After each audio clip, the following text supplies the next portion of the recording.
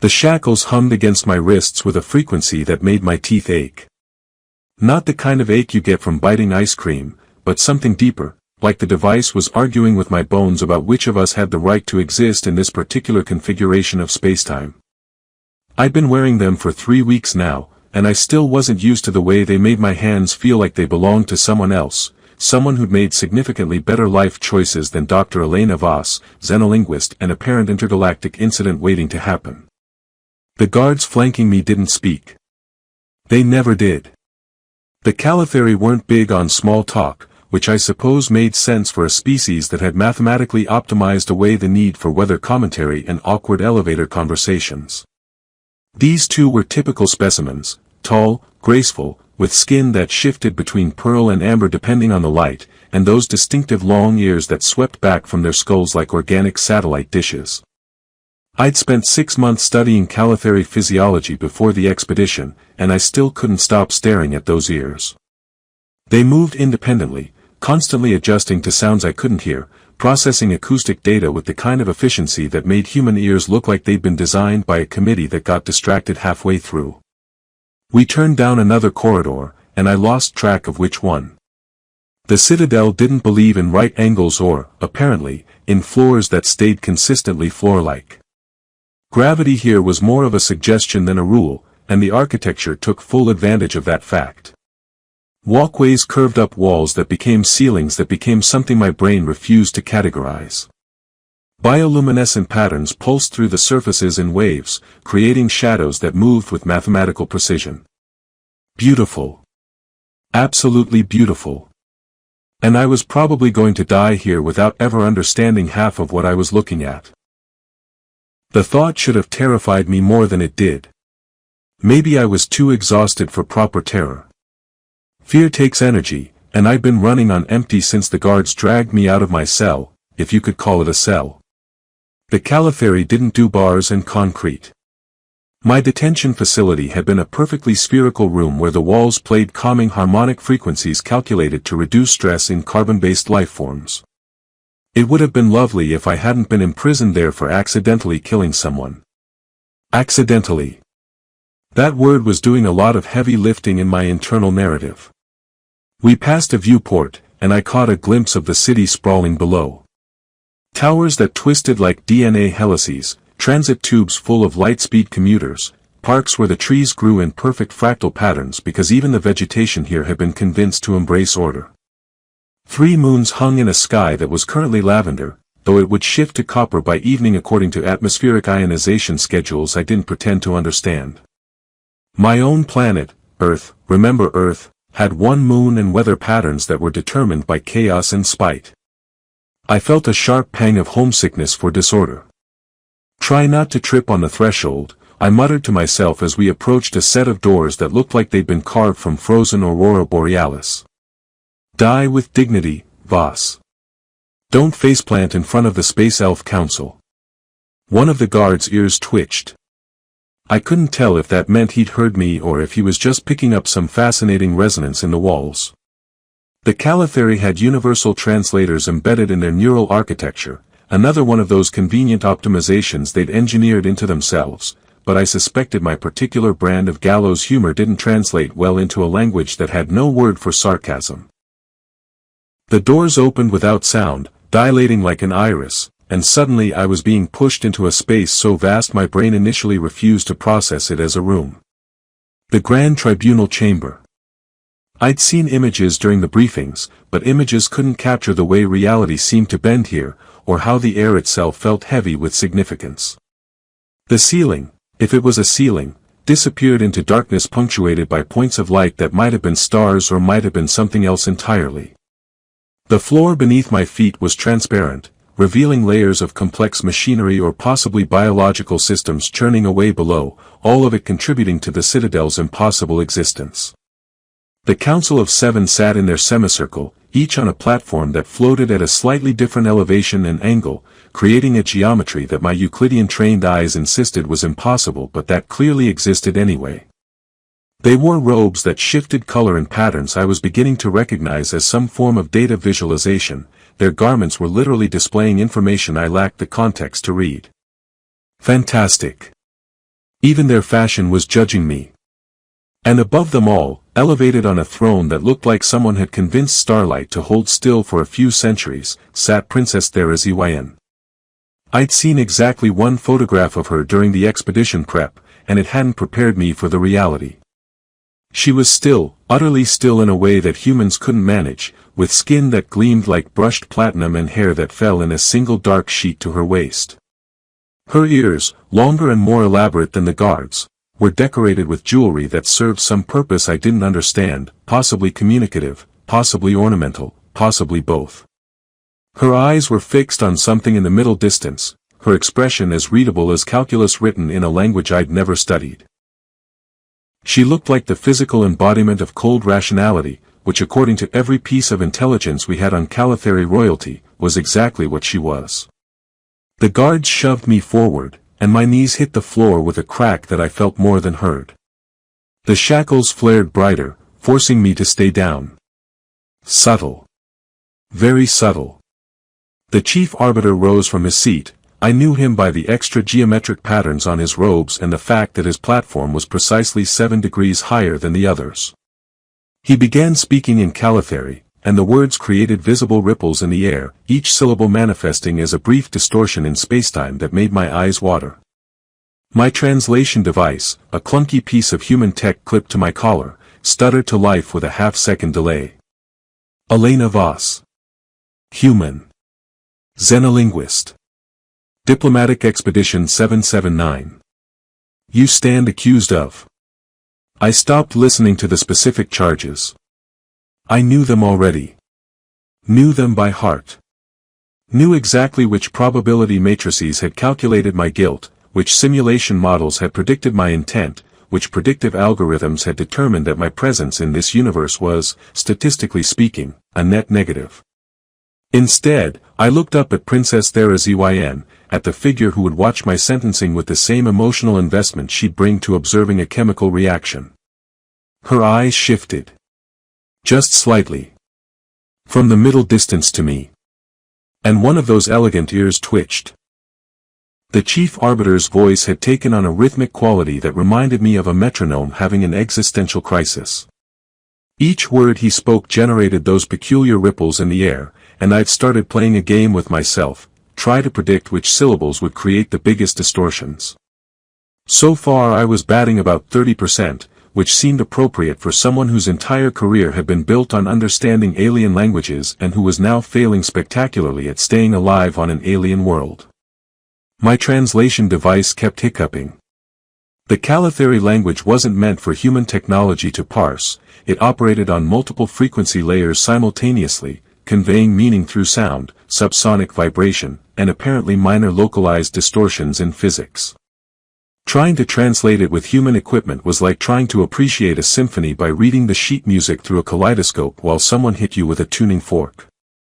Negligence resulting in cessation of biological function, the device crackled.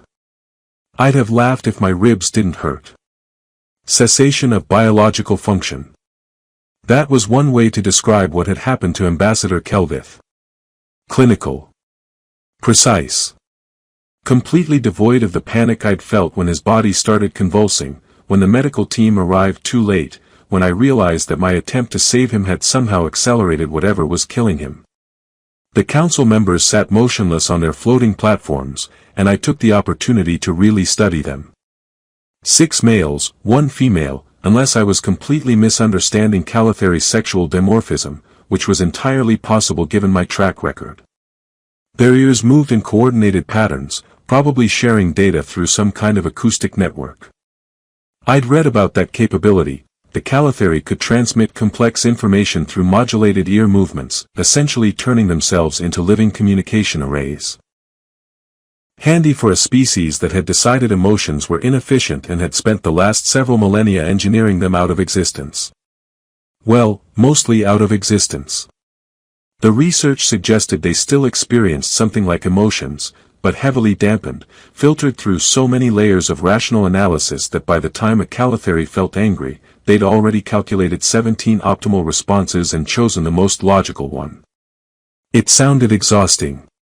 Probability matrix indicates culpability at threshold sigma 7. The youngest council member, I was guessing youngest based on the fewer ceremonial markings on his robes, leaned forward slightly, his platform adjusting to maintain the geometric balance of the semicircle. He spoke, and my translator rendered it as, query, defensive position. The chief arbiter gestured toward me with one long-fingered hand. Apparently that was my cue. I cleared my throat, which felt like I'd swallowed sandpaper soaked in regret. Right. Yes. In my defense. I paused, trying to organize thoughts that had been thoroughly disorganized by weeks of detention and the growing certainty that I was arguing with a calculator about philosophy. The incident with Ambassador Kelvith was an accident. I was trying to prevent his death, not cause it. There was a medical emergency. His respiratory system was failing due to an allergic reaction to something in the banquet hall. I administered what I believed to be the appropriate intervention based on my training. The translator mangled my words into Calatheri, and I watched the council members' ears swivel and adjust as they processed the information. Above them, Princess Therazyn remained perfectly still, though I could have sworn her gaze had intensified. Hard to tell from this angle and through the haze of exhaustion. The female council member spoke, her voice creating harmonics that made my sternum vibrate. Human medical training incompatible with Calatheri physiology. Deviation factor 9.3. Predictable outcome, systemic cascade failure. Probability of ignorance as defense, negligible. My translator actually managed that one pretty well, probably because it was essentially a mathematical proof wrapped in syntax. I didn't know, I said, hating how weak it sounded. We had limited data on Calatheri biology. The cultural exchange protocols didn't include comprehensive medical information. I made a judgment call based on incomplete information. Insufficient data is not exculpatory, another council member intoned.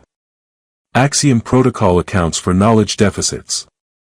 Your action probability matrix indicates 73% likelihood of negative outcome based on available information at time of incident. Proceeding despite unfavorable odds constitutes culpable recklessness. I blinked. 73% chance I'd make things worse, and I'd done it anyway. When they put it like that, I sounded either incredibly brave or monumentally stupid. I was leaning toward the latter. The Axiom Protocol, I said slowly, calculated all of this after the fact. It's easy to be certain about the past. But in the moment, with Ambassador Kelvith dying in front of me, doing nothing felt worse than trying something. That's not recklessness. That's being human. The silence that followed was the kind of silence that has weight. The kind you could probably measure with scientific instruments if you had the right equipment. The council members exchanged glances that might have been significant or might have been their equivalent of checking if someone had forgotten to turn off the stove. The chief arbiter's platform rotated slightly to face me more directly. Axiom protocol does not calculate retroactively. Analysis occurs in real time, processing current data streams and projecting outcome probabilities across all relevant timelines. Your assertion demonstrates fundamental misunderstanding of predictive justice systems. Of course it worked in real time. Of course they had been calculating my guilt while I was actively creating it. That was somehow worse. The Axiom Protocol, the chief arbiter continued, has maintained accuracy exceeding 99.94% for 317 solar cycles. It does not err. It does not miscalculate. It does not permit emotion to cloud judgment. How wonderfully bleak, I muttered, then realized my translator had probably broadcast that to the entire chamber. The youngest council member's ears twitched in what I desperately wanted to interpret as amusement but was probably just him recalculating my stupidity score. A holographic display materialized in the center of the chamber, showing what looked like a three-dimensional probability cloud. Threads of light wove through it in patterns that hurt to look at directly, branching and converging in ways that suggested every possible outcome of every possible choice. My choice. The moment I'd grabbed the medical injector. The moment I'd pressed it against Ambassador Kelvith's neck. The moment everything had gone catastrophically wrong. Timeline analysis, the chief arbiter narrated as the display shifted and flowed. Optimal outcome, 0.03% probability. Acceptable outcome, 0.11% probability. Negative outcome, 99.86% probability. Your action selected from the lowest probability success band. The display zoomed in on one particular thread, a sickly yellow strand that terminated in a node labeled with Calatheri script my translator rendered as cessation event. That was me. That was my choice, isolated and analyzed and condemned by mathematics. Sentence, the chief arbiter announced, as calculated by axiom protocol consensus, death by neural dissolution. Appealed, negative. Certainty index, 99.97%. The words hit like a physical blow, even though I'd known they were coming. Neural dissolution. They were going to erase me, not just kill my body but unweave whatever made me me, ensuring that not even the pattern of my consciousness would persist. Efficient. Thorough. Perfectly logical. I looked up at Princess Therazyn again, expecting nothing, and found her still watching me with those unreadable eyes. Her ears had shifted position, angling forward in a configuration I hadn't seen before. And then she stood. The gravitational fields in the chamber lurched. Not violently, but enough that I felt my stomach do something it definitely shouldn't have been doing while I was kneeling on a transparent floor above what looked like the universe's most complicated anxiety metaphor. The holographic probability display flickered, threads of light scattering like startled birds, and for a moment the only sound was the hum of systems recalibrating to account for something they hadn't predicted. Princess Therazyn was standing. That shouldn't have been noteworthy.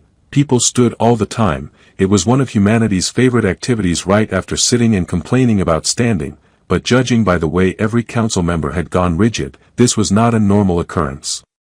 The chief arbiter's skin had shifted from pearl to something approaching gray, which my cultural briefings had mentioned was a stress response. His ears had flattened against his skull so completely they were almost invisible. I'd accidentally memorized about 40 pages of Calatheri Royal Protocol during the voyage here, mostly because there was nothing else to do in cryosleep prep except read or contemplate the vast indifference of space. Princesses did not stand during tribunal proceedings. Princesses observed. Princesses maintained the sacred geometry of the chamber by remaining fixed points around which justice could flow in orderly fashion. Princesses definitely did not disrupt gravitational calibrations by moving without filing the appropriate spatial displacement notifications in triplicate.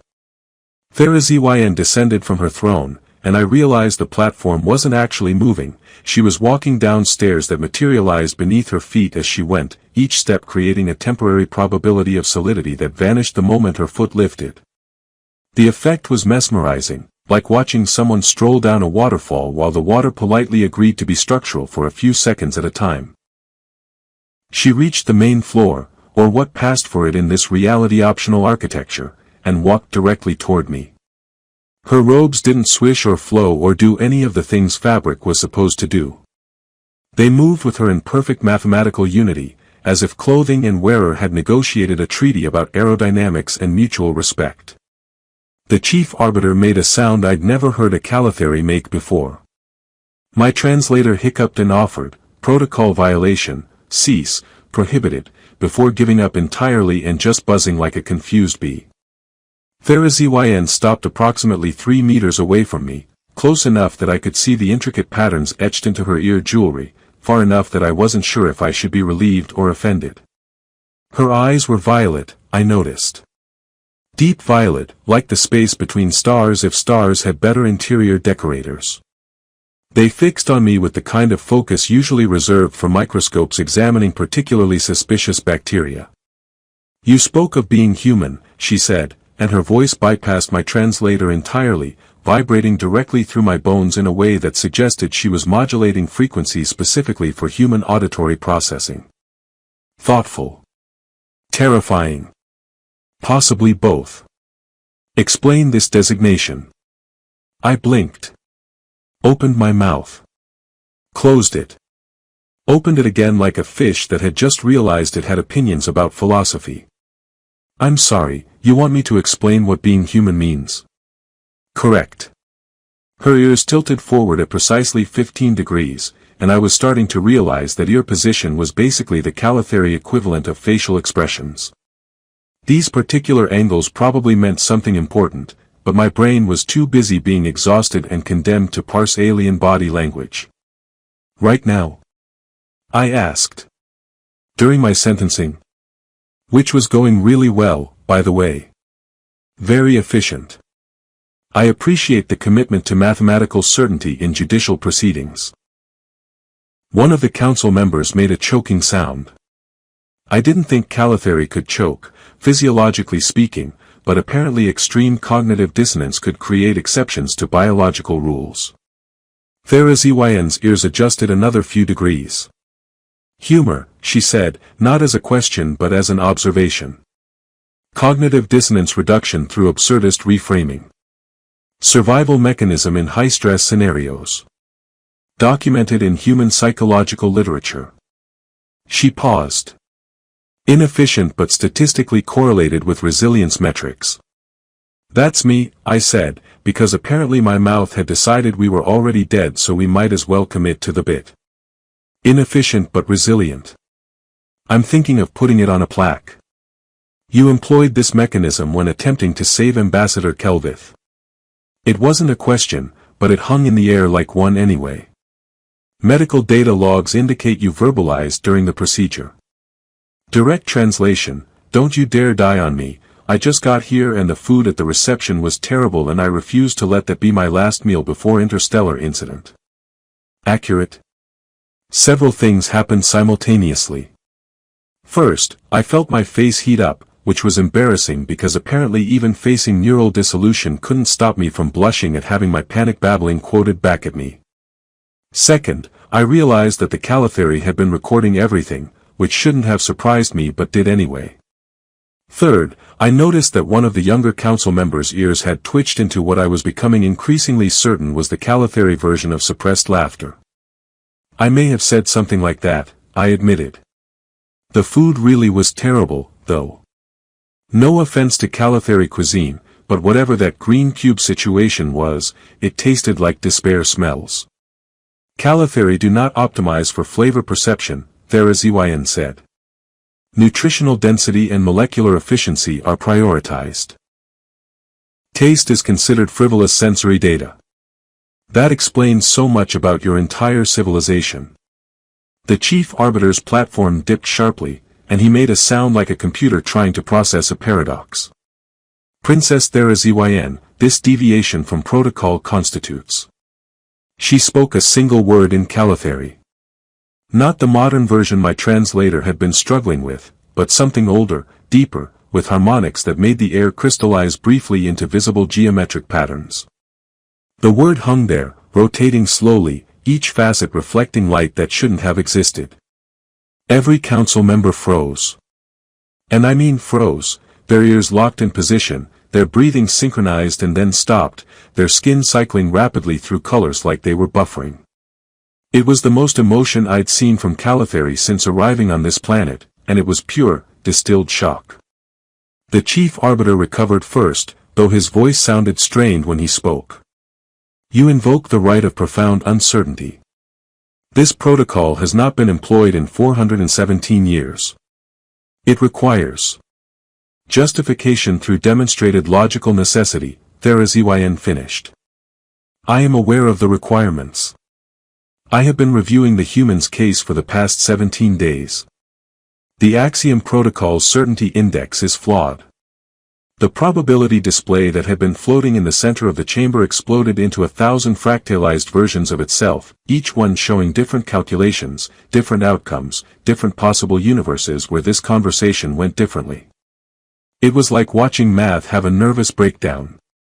The Axiom Protocol, Therazyn continued, walking in a slow circle around me while I tried to figure out if I should stay kneeling or if that was now inappropriate given the sudden shift in whatever was happening, operates on the principle that sufficient data yields sufficient certainty. For 3 centuries, this has proven accurate. But it contains a fundamental assumption, that all actors operate within predictable logical frameworks. She stopped directly in front of me again, and this time she crouched down, bringing her eyes level with mine. Up close, I could see that her violet irises contained patterns, fractals within fractals, like someone had encoded entire libraries of information into her retinas. "You knew," she said quietly, "that your action had a 73% probability of negative outcome. The Axiom Protocol confirmed this. You possess sufficient data to calculate the risk. And you proceeded anyway, not due to ignorance, not due to malice, but due to a form of logic that our system cannot model." "I don't think choosing hope over statistics counts as logic," I said. Her ears tilted into a new configuration, something complex and asymmetrical. "Define hope." And there it was. The question I couldn't answer. Because hope wasn't something you defined, it was something you did, something you chose, something that made absolutely no sense when you wrote it down as an equation. Hope was the decision to try when trying was probably futile. Hope was fundamentally, beautifully illogical. "Hope is acting like grace exists," I said finally, "even when you can't prove it mathematically." "Grace," Therazyn repeated, and my translator made a sound like it was dying. The word I'd used apparently had no Calithary equivalent. The device cycled through several attempts: mercy, illogical compassion, probability deviation, before sparking and going silent. Princess Therazyn stood, and when she turned to face the council, something had changed in her posture. Something that made her look less like a princess and more like someone who just discovered a new element and was trying to figure out what color to name it. "I propose a recalculation." The chief arbiter's skin had progressed through gray into something approaching translucent, which I suspected was not a good sign for anyone involved. His platform wobbled slightly, gravitational stabilizers struggling to compensate for what I could only assume was the Calithary equivalent of an anxiety attack. Around him, the other council members had begun a synchronized ear-twitching pattern that reminded me of synchronized swimming, if synchronized swimming involved existential dread and the possible collapse of 3 centuries of legal precedent. "Recalculation," the chief arbiter said, his voice strangled by harmonics that my now-defunct translator would have struggled with even on a good day, "is not a recognized procedural option. The Axiom Protocol does not recalculate. It calculates correctly the first time. This is foundational. This is absolute." "Nothing is absolute," Therazyn said, and I watched 6 council members simultaneously experience what I was pretty sure was the Calithary version of a software crash. That statement itself demonstrates the paradox. If I claim nothing is absolute, the claim contradicts itself. Yet the contradiction exists. I am speaking it. You are hearing it. The universe has not collapsed from the logical inconsistency. The youngest council member raised one hand, and his platform dipped slightly to acknowledge the gesture. "Princess, with respect, you are describing basic paradox theory. We resolved these contradictions millennia ago through probabilistic frameworks and by choosing to ignore them when they became inconvenient," Therazyn interrupted. Her ears had adopted a configuration I hadn't seen before, swept back and angled upward in a way that suggested she was about to commit to a position that would make everyone uncomfortable. I was developing a real appreciation for Calithary ear semiotics. The human introduced a concept our language cannot render. My translator failed. So did yours. So did every translation system in this chamber. That failure is data. Significant data. She moved back toward her throne but didn't ascend. Instead, she gestured, and the space around her flickered into a new holographic display. This one didn't show probability threads or timeline branches. It showed Calithary history, compressed into visual form, billions of data points representing thousands of years of civilization. "Observe," she said, manipulating the display with minute movements of her fingers. "Epoch of emotional warfare, 2,300 years ago.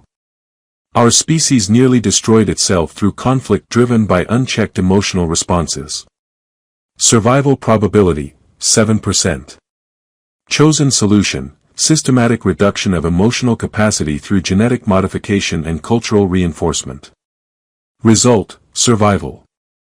Cost, reduction in creative problem-solving capacity by 41%, reduction in adaptive response to novel situations by 37%, reduction in, she paused, her ears angling toward me briefly, hope-based decision-making by 93%. The display zoomed in on specific incidents throughout Calatheri history. I watched compressed renderings of disasters, near misses, catastrophes that had been narrowly avoided or not avoided at all. My exhausted brain struggled to process the information, but a pattern emerged. Whenever something truly unexpected happened, something the Axiom protocol couldn't have predicted, the Calatheri response time lagged. Not by much, they were still frighteningly efficient, but by enough to matter. 317 years ago, HFY continued, the Axiom protocol achieved operational primacy. Since that time, we have had 0 wrongful executions, 0 false imprisonments, 0 miscarriages of justice as defined by post-event analysis. Perfect accuracy. Perfect certainty. Her voice dropped into a register that made my ribs vibrate uncomfortably. And in that same period, we have had 47 instances of catastrophic failure in situations the protocol could not model. 47 times when our certainty became our blindness. The female council member leaned forward, her platform adjusting smoothly. Those incidents were classified as statistical anomalies. Outliers. The success rate of 99.94% accounts for everything except the times it doesn't, I said, then immediately regretted speaking because all 7 council members and Princess HFY turned to look at me simultaneously, and being the focus of 8 pairs of those eerily beautiful eyes was like being examined by very polite predators who were trying to decide if you were food or furniture. Sorry. Still condemned to death. Probably shouldn't be contributing to the jurisprudence discussion. Your contribution is the point, HFY said. You acted in defiance of logical calculation. Not from ignorance, you knew the odds. Not from malice, your intent was benevolent. You acted from something our system cannot recognize, the belief that some outcomes are worth attempting regardless of probability. That's just stupidity with better marketing, I muttered. One of the council members made a sound, and I realized with shock that it might have been a laugh. Calatheri didn't laugh, I'd read that in every briefing document, but this particular council member had just made a noise that suggested his vocal cords were having a disagreement about protocol. The chief arbiter's ears flattened completely. This is unprecedented. The human is condemned. The calculation is complete. Introducing philosophical debate at this stage serves no function except to delay inevitability. Inevitability, HFY repeated, and something in her tone made the word sound dangerous. I have been studying human psychology for 6 years. Do you know why? Silence. The kind that suggested everyone in the room would very much like to know the answer but was too terrified to ask. Because they survived, HFY said simply.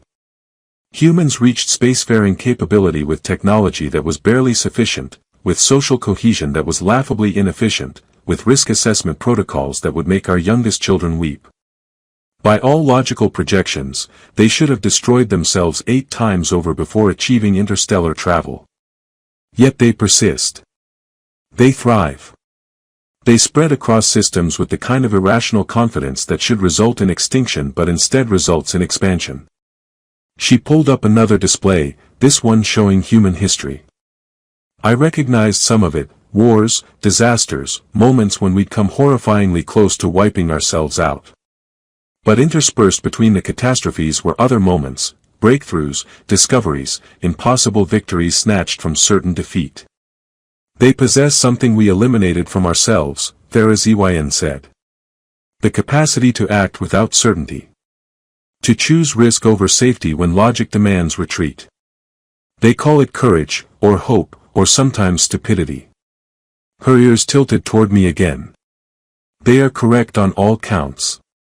The youngest council member spoke up, his voice uncertain. You are suggesting that our certainty is a weakness. I am suggesting, HFY corrected, that our certainty is incomplete. The Axiom protocol calculates perfectly within its parameters. But those parameters exclude an entire category of decision-making that appears to be evolutionarily advantageous for species survival in unpredictable circumstances. This is theoretical, the chief arbiter said, but his voice had lost some of its conviction. The human's case is concrete. Ambassador Kelvith is dead. The calculation stands. Then explain this, HFY said, and pulled up new data. Medical readouts, timeline analyses, probability matrices I couldn't begin to parse. I accessed the full medical logs.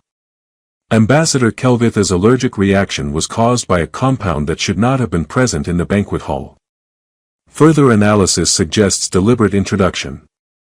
The human did not kill our ambassador. She attempted to save him from an assassination. Her intervention failed, but her intent was precisely as she claimed, benevolent action in the face of incomplete data. The chamber exploded into noise. Well, calithary noise, which meant several council members' ears were moving in agitated patterns and the chief arbiter's skin was cycling through colors like a distressed mood ring.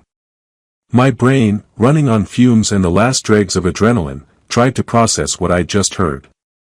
Someone had poisoned Ambassador Kelvith. Someone had set me up. And I'd been too busy being sentenced to death to realize I was also being framed. This changes nothing, the chief arbiter said, but he sounded like he was trying to convince himself. Intent is irrelevant. The Axiom protocol judges action and outcome. The human's intervention accelerated the ambassador's death. This is calculable fact. Then I propose a new calculation, HFY said, and her voice carried the kind of finality that suggested she was done asking permission. I propose we judge not just the human's action, but the system that condemned her. I propose we calculate the cost of certainty. The council deliberated for 7 hours. I know this because someone had the mercy to remove my energy shackles after the 3rd hour, and I spent the remaining 4 watching a chronometer built into the chamber wall that displayed time in base 12 notation I'd had to learn during the expedition.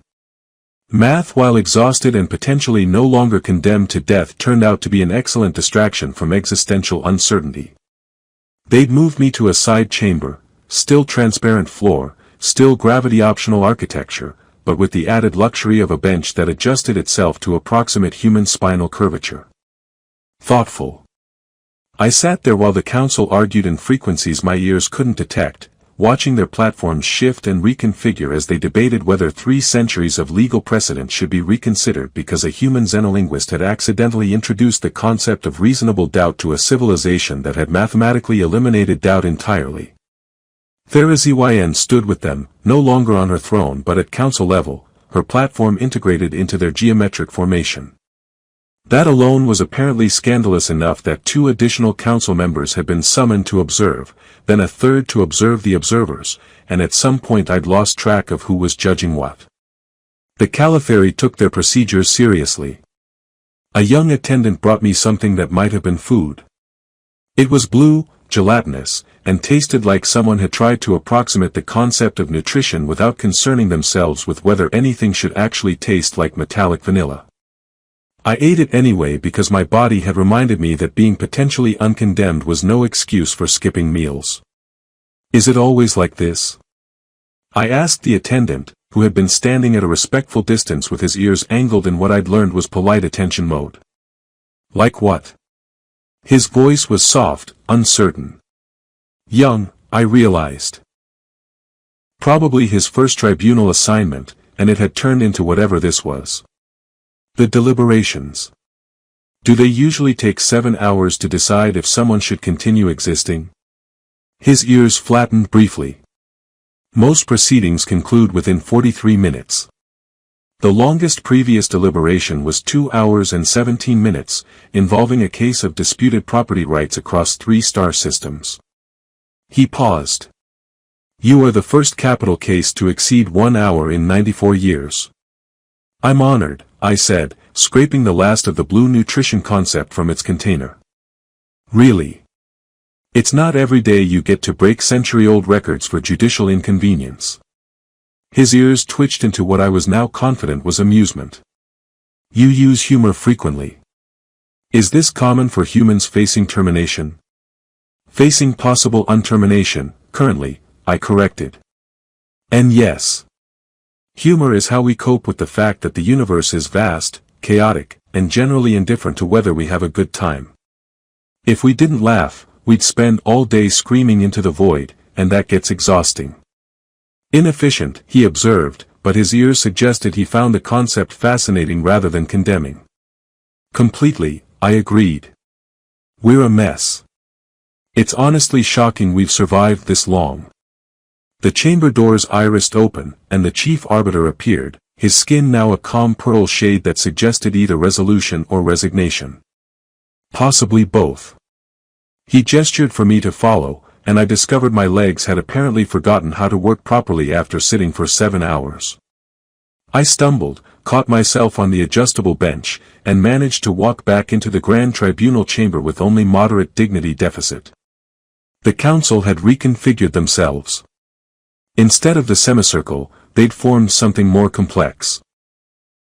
A three-dimensional arrangement where their platforms wove between each other at different elevations and angles, creating a structure that looked like a mathematical proof rendered in floating furniture and judgmental space elves. Therazyn's platform was integrated into the center, neither above nor below the others but somehow central to their geometry. Elena Voss, the chief arbiter began, and I noted he dropped the formal title structure, which probably meant something. The council has concluded deliberation. The Axiom Protocol's calculation stands. Your action resulted in the death of Ambassador Kelvith. This is measurable fact. However, he paused, and his ears performed a complex maneuver that involved rotation, angling, and what might have been the Calatheri equivalent of a deep sigh. Princess Therazyn has demonstrated logical necessity for introducing a new variable into our justice system, intent evaluated through species-specific cognitive frameworks. We don't know how to judge you, the youngest council member added, his platform tilting slightly. Not because we lack data, but because you operated from a decision-making framework our system was not designed to process. You introduced uncertainty into a structure built on certainty. This is either catastrophic or necessary. We are not yet certain which. Possibly both, Therazyn said quietly. The human remains guilty of the action that killed Ambassador Kelvith. But she is also innocent of the intent to kill. Our language lacks the sophistication to hold both truths simultaneously. This is our failure, not hers. The female council member spoke, her voice creating harmonics that made the air shimmer. Revised sentence, Elena Voss will retain biological function. However, she cannot return to Earth. She must remain on our world as a research subject, a living study in alternative cognitive processing. She will work with Princess Therazyn to help us understand what we eliminated from ourselves. You're making me a science experiment, I said, trying to process whether I should feel relieved or insulted. We are acknowledging, the chief arbiter said, that you represent a form of intelligence we do not understand. And that our certainty made us arrogant.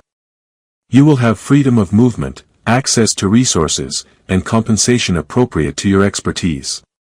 But you cannot leave. I looked at Therazyn, who had descended from the council formation and now stood at ground level. Her ears were angled in a configuration I'd seen only once before, when she'd crouched beside me and asked me to define hope. This was your proposal, I said. Prison disguised as research position. Survival disguised as collaboration, she corrected. The alternative was neural dissolution. I have offered you existence. Whether that existence becomes prison or partnership depends on both of us. She had a point. Death or uncomfortable employment, it wasn't even a close contest. Fine, I said. But I have conditions. First, better food. I don't care how nutritionally optimized your cuisine is, if I'm staying here permanently, I need something that tastes like it wants to be eaten. Second, I want access to human literature, music, art, all the inefficient things that make us human. And third, I paused, meeting her violet eyes, you have to tell me why. Why you stood up. Why you risked whatever you risked to save someone you didn't know. Therazyn's ears performed a motion I'd never seen before, something complex and almost graceful. Because I have been studying humanity for 6 years, and in all that time, I believed I understood you as one understands a phenomenon, observable, quantifiable, explainable. But when you spoke of grace, when your translator failed to render the concept, I realized I had been examining shadows of something I could not see. You acted without certainty because you possessed something we eliminated, the willingness to be wrong if it meant the possibility of being right. I stood because I wanted to learn if certainty was worth more than possibility. And I am uncertain, she said, and one of the council members made a choking sound. It is uncomfortable. Profoundly uncomfortable. But it is also the first novel experience I have had in 43 years. We stood in the Grand Tribunal chamber, human and Calatheri, chaos and order, and I started laughing. Proper laughing, the kind that came from exhaustion and relief and the sheer absurdity of having survived my own execution by teaching aliens that not knowing everything might occasionally be useful. Well, I said when I could breathe again, if we're going to figure out how to bridge the gap between perfect logic and beautiful stupidity, we should probably start with fixing your food situation. I'm thinking we introduce the concept of seasoning. Really shake up your civilization. Therazyn's ears tilted into what I was learning to recognize as her version of amusement. One revolution at a time, Elena Voss. Where's the fun in that?